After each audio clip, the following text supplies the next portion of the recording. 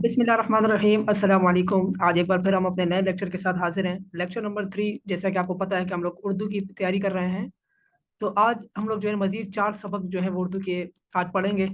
Class 6 की उर्दू है हमारे पास। सबक नंबर 9 से सबक नंबर 12 तक यानी 12 तक आज हम लोग पढ़ेंगे। सबक नंबर 9 जो है वो हमारे पास वादी ज़ियारत के बारे में है, और इसी तरह सबक नंबर 10 जो है वो अनोखा तोहफ़ा, और सबक नंबर 11 है सफ़र हो रहा है, नज़म है, और सबक नंबर 12 जो है वो सुर्ख चाँद, ये भी एक सबक है। यानी आज के लेक्चर में हमारे पास एक ही नज़म है, सफ़र हो रहा है। तो हम लोग स्टार्ट लेते हैं अपने पहले सबक से, यानी सबक नंबर 9। पहला सबक है हमारे पास वादी ज़ियारत। इस सबक के अंदर जो है वो हमें कुछ नए अल्फाज मिले हैं, अल्फाज मुतज़ाद, और इसी तरह हमें वाहिद जमा भी इसमें मिले हैं। तो पहला लफ्ज़ जो हमें यहाँ पर मिला है वो है खुश्की, और इसका जो है वो मुतज़ाद बनेगा तरी। यानी एक चीज़ खुश्क है, और तो उसका मुतज़ाद जो होगा वो होगा तर, यानी एक चीज़ तर है। खुश्की का मतलब होता है जहाँ पानी वगैरह ना हो, और तरी का मतलब ये है कि जहाँ पानी हो।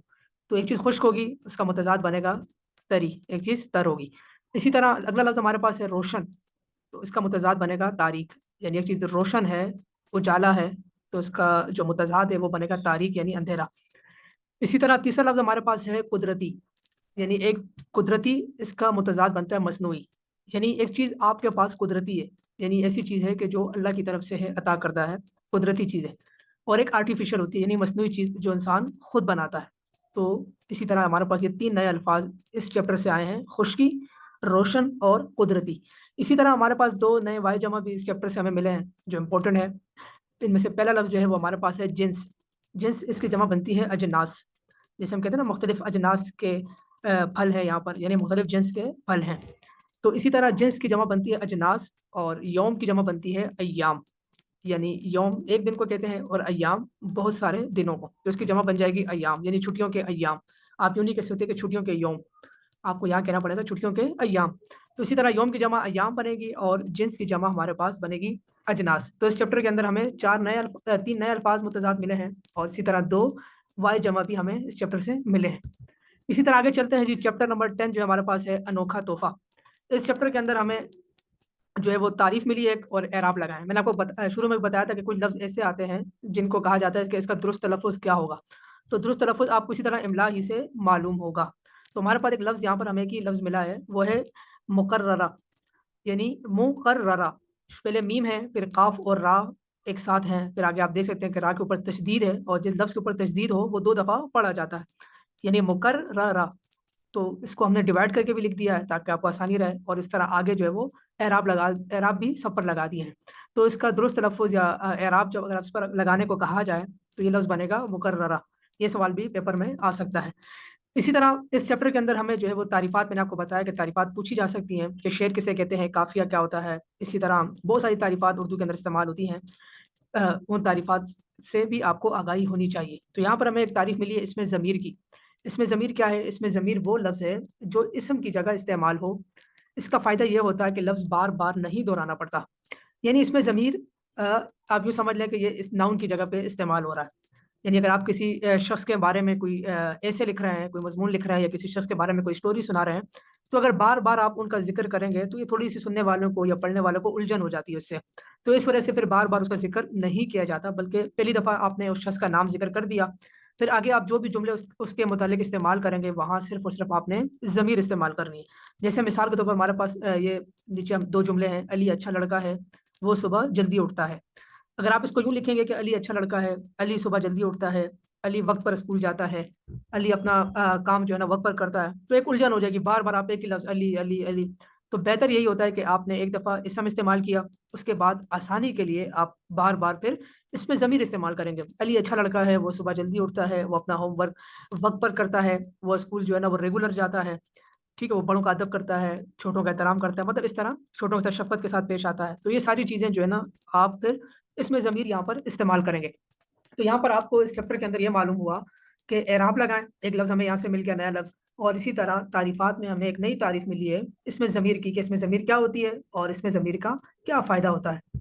इसी तरह आगे चलते हैं जी। चैप्टर नंबर 11 है हमारे पास, नज़म है, सफ़र हो रहा है, बड़ी मशहूर नज़म है, कराची के किसी बस का यहाँ पर ज़िक्र है। तो ये नज़म भी आपको पढ़ने चाहिए वैसे, तफ़रीह तबा के लिए भी एक अच्छी नज़म है। तो इस नज़म के अंदर हमें 4 जो है वो अल्फ़ाज़ मानी मिले हैं, पेपर में पूछे जा सकते हैं कि इन लफ्ज़ों का क्या मानी है। पहला लफ्ज़ हमारे पास है जी सफ़ीना। सफ़ीना कश्ती को कहते हैं, यानी सफ़ीना का मानी है कश्ती। इसी तरह अगला लफ्ज़ हमारे पास यहाँ पर है ज़ेर व ज़बर। अब इसका माना होता है इधर-उधर। अब कोई समझे कि ज़ेर व ज़बर का मतलब शायद वो ज़बर, ज़ेर पेश इस तरह कोई मतलब होगा। हालाँकि इसका ये मतलब नहीं है, ज़ेर व ज़बर का मतलब होता है इधर-उधर होना, किसी चीज़ की हालत बिगड़ जाना या फिर जो है ना उसका हुलिया बिगड़ जाए, उलट-पुलट हो जाए। तो इस तरह की चीज़ों को हम कहते हैं ज़ेर व ज़बर हो गई, यानी इधर-उधर हो गई। इसी तरह अगला लफ्ज़ हमारे पास है गेसू। गेसू कहते हैं ज़ुल्फ़दार बाल को, यानी लंबे बालों को गेसू कहते हैं। इसी तरह अगला लफ्ज़ हमारे पास है पुरख़तर। पुरख़तर का मतलब होता है दुश्वार, कठिन, यानी ऐसा मामला जो क्या है मुश्किल है, तो उसे हम कहते हैं पुरख़तर है, यानी दुश्वार है। तो इस चैप्टर के अंदर हमें 4 नए अल्फ़ाज़ मिले हैं, सफ़ीना, ज़ेर-ओ-ज़बर, गेसू और इसी तरह पुरख़तर। इसके अलावा इस चैप्टर के अंदर भी हमें एक तारीफ़ात के हवाले से एक नई तारीफ़ मिली है तजनीज़ की, यानी तजनीज़ क्या होती है, ये हमें मालूम होना चाहिए। तजनीज़ कहते हैं कि वो अल्फ़ाज़ जिनका इमला और एराब एक हो मगर माना मुख्तलिफ हो। यानी ऐसे अल्फ़ाज़ जिनको अगर आप लिखेंगे या उनको आप एराब उनका देखें यानी ज़बर ज़ेर वगैरह तो बिल्कुल एक जैसे ही होंगे, लेकिन उनका माना मुख्तलिफ होगा। जैसे 2 मिसालें हमारे पास यहाँ हैं। पहली मिसाल है कि मैंने उसे कलम दिया। इसी तरह इसी का आगे आप देखें, उसने दिया रोशन किया। अब यहाँ पर आप देखें पहली मिसाल के अंदर है दिया, मैंने उसे कलम दिया, और इसी से रिलेटेड अगली मिसाल में उसने दिया रोशन किया। अब यहाँ पर देखें कि दोनों जुमलों के अंदर दिया का लफ्ज़ इस्तेमाल हुआ है, जिनका इमला एक जैसा है, यानी दोनों एक ही तरह लिखे जाते हैं, इनका एराब भी एक जैसा है, दिया और दिया दोनों का। लेकिन दोनों के माना क्या है, मुख्तलिफ हैं। यानी पहला जो जुमला है मैंने उसे कलम दिया, यहाँ पर दिया का जो लफ्ज़ है वो आप यूँ समझ लें कि फ़ेल के तौर पर या वर्ब के तौर पर इस्तेमाल हो रहा है। लेकिन दूसरे जुमले में आप देखें उसने दिया रोशन किया। अब यहाँ पर दिया जो है ना वो एक इस्म है, यानी चिराग को रोशन किया, दिया चिराग को कहते हैं। तो यहाँ पर दोनों का क्या हुआ, इमला और एराब एक है लेकिन माना क्या हुआ, मुख्तलिफ हुआ। तो वो अल्फ़ाज़ जिनका इमला और एराब एक हो मगर माना मुख्तलिफ हो तो उन अल्फ़ाज़ को तजनीज़ कहते हैं। इसी तरह दूसरी मिसाल हमारे पास है, कल से मेरे कान में दर्द है। इसी तरह अगला जुमला है, यहाँ कोयले की कान है। अब यहाँ पर आप देखें इन दोनों जुमलों के अंदर कान का लफ्ज़ इस्तेमाल हुआ है। अब बज़ाहिर दोनों का आप देखें इमला भी एक है, एराब भी एक है, लेकिन दोनों के माना क्या हैं, मुख्तलिफ हैं। क्योंकि पहले जुमले के अंदर जो कान का लफ्ज़ इस्तेमाल हुआ है वो आपकी एक बॉडी का पार्ट है, यानी आपके जिस्म का एक हिस्सा है। लेकिन दूसरे जुमले में जो कान का लफ्ज़ इस्तेमाल हुआ है ये आपके जिस्म का हिस्सा नहीं है, बल्कि ये उस कान के मुताल्लिक बात हो रही है कि जहाँ कोयला वगैरह होता है, या जैसे कोयले की कान होती है आपके पास, या नमक की कान होती है, तो ये वो वाली कान यहाँ पर मुराद है, बल्कि ये वाला जिस्म का जो आपका हिस्सा है ये वाला कान मुराद नहीं है। तो वो अल्फ़ाज़ जिनका इमला और एराब एक हों लेकिन माना उनका मुख्तलिफ हो जाए तो उनको क्या कहते हैं, तजनीज़ कहते हैं। इन दोनों मिसालों से आपको फ़र्क बासानी मालूम हो गया होगा कि इन दोनों में क्या फ़र्क है। यानी दोनों का इमला आप देख सकते हैं बिल्कुल एक जैसा है, दोनों का एराब भी एक जैसा है, लेकिन अगर थोड़ा-सा और किया जाए तो दोनों के माने क्या हो रहे हैं, मुख्तलिफ हो रहे हैं। इसी तरह आगे चलते हैं जी, चैप्टर नंबर 12 हमारे पास आखिरी चैप्टर है आज का, वो है सुर्ख़ चाँद। चैप्टर नंबर 12 सुर्ख़ चाँद के बारे में पूरी एक तंज़ीम है, उसके मुतालिक ये सबक है। इस सबक के अंदर अगर हम लोग देखें तो हमारे पास मुतशाबिह अल्फ़ाज़, एक नई चीज़, एक नई इस्तिलाह हमारे पास हमारे सामने आती है, वो है मुतशाबिह अल्फ़ाज़। मुतशाबिह अल्फ़ाज़ और तजनीज़ जो है वो दोनों एक ही तरह के हैं। पीछे हमने पढ़ा वो है तजनीज़, अब हम पढ़ रहे हैं मुतशाबिह अल्फ़ाज़। यानी मुतशाबिह अल्फ़ाज़ वो अल्फ़ाज़ होते हैं जिनमें एराब और इमला का क्या हो, फ़र्क हो। यानी तजनीज़ के अंदर तो आपने पढ़ा कि वो अल्फ़ाज़ जिनका एराब और इमला एक जैसा है, लेकिन मुतशाबिह अल्फ़ाज़ वो होते हैं जिनके अंदर इमला और एराब का क्या होता है, फ़र्क होता है, लेकिन वो एक ही तरह से पढ़े जा रहे होते हैं। यानी आप अगर उनको बज़ाहिर सुनेंगे तो आपको ऐसा लगेगा कि दोनों लफ्ज़ एक जैसे हैं। जैसे हमारे पास 3 मिसालें यहाँ पर हैं। पहली मिसाल है आम, और दूसरी इसकी इसी से मिलता-जुलता लफ्ज़ मुतशाबिह, वो भी आम है। यानी एक आम तो वो है जो आप खा रहे हैं, फल। दूसरा आम अवाम से निकला है, या उमूमी माने के तौर पर जो लफ्ज़ इस्तेमाल होता है उसे हम कहते हैं आम।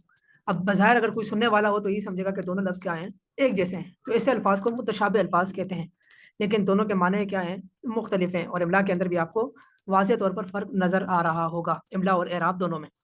इसी तरह अगला लफ्ज़ हमारे पास है असर, यानी असर, किसी बात का असर होना या असर कबूल करना, एक ये है असर। लेकिन इसी से मिलता-जुलता दूसरा लफ्ज़ हमारे पास है असर, यानी असर का मतलब होता है ज़माना। कोई भी ज़माना आप मुराद ले सकते हैं, तो उसको हम कहते हैं असर। तो इन दोनों में भी हमें क्या हुआ, मालूम हुआ कि एक असर जो है वो दूसरा है, जो हम कहाँ इस्तेमाल करेंगे, किसी बात का असर होना, यानी उसके अंदर कोई तासीर वगैरह पैदा होना। तो एक असर जो है वो ज़माने के माना में है, जैसे कुरान में भी आता है ना, वल असर, कसम है ज़माने की। इसी तरह अगला लफ्ज़ हमारे पास है उमर, किसी का नाम हो सकता है उमर। इसी से मिलता-जुलता अगला लफ्ज़ है उम्र, उम्र कहते हैं ज़िंदगी को। तो इन दोनों के अंदर क्या हो जाएगा, इस तरह फ़र्क हो जाएगा। تو متشابہ الفاظ وہ ہوتے ہیں جن میں اعراب اور املا کا کیا ہو، فرق ہو، لیکن وہ بظاہر ہمیں سننے میں ایک جیسے لگ رہے ہوں، لیکن جب آپ انہیں لکھیں گے تو آپ کو فرق جو ہے وہ واضح ہو جائے گا۔ جبکہ تجنیس کے اندر املا اور اعراب ایک ہی جیسا ہوتا ہے، لیکن ان کے اندر معنی کے اندر کیا ہو جاتا ہے، فرق ہو جاتا ہے۔ تو یہ ان دونوں کے اندر فرق ہو جائے گا کہ متشابہ الفاظ اور تجنیس میں کیا فرق ہے، تو اس طرح آپ ان کے درمیان فرق کر سکتے ہیں۔ تو آج کے 4 چیپٹر کے اندر ہمیں متشابہ الفاظ معلوم ہوئے کہ وہ کیا ہوتے ہیں، اسی طرح تجنیس کے بارے میں ہمیں معلوم ہوا کہ تجنیس کیا چیز ہے، اور اسی طرح اس میں ضمیر کے بارے میں ہمیں معلوم ہوا کہ اس میں ضمیر کیا چیز ہے۔ تو آج کے لیکچر کے اندر ہم نے اتنی 3 تعریفیں سیکھی ہیں۔ اسی کے علاوہ ہم نے کچھ نئے الفاظ متضاد بھی سیکھے ہیں، جیسے خشکی، روشن، قدرتی۔ اسی طرح کچھ نئے وائے جمع بھی ہم نے یہاں پر سیکھے ہیں، اعراب کے ریلیٹڈ بھی ایک لفظ ہم نے نیا سیکھا ہے، اور کچھ نئے الفاظ معنی بھی ہم نے سیکھے ہیں۔ تو امید ہے کہ آپ کو آج کا لیکچر بھی پسند آیا ہوگا۔ انشاءاللہ اگلے لیکچر میں ملتے ہیں، اپنا بہت خیال رکھیے گا۔ اللہ حافظ۔